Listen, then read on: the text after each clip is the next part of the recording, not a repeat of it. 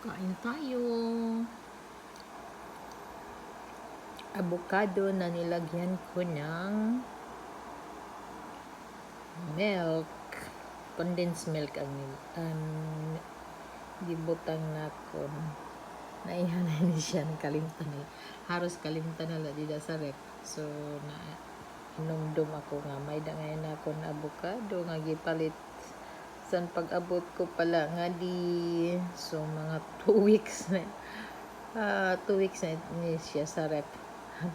Amo sugad na sa baga na siya overripe pero okay pa siya. Butang anak sing gatas nga condensed milk para ano tagkauno. So, yun lang mga kabukay. Thank you for watching. Bye-bye. Ingat kayo.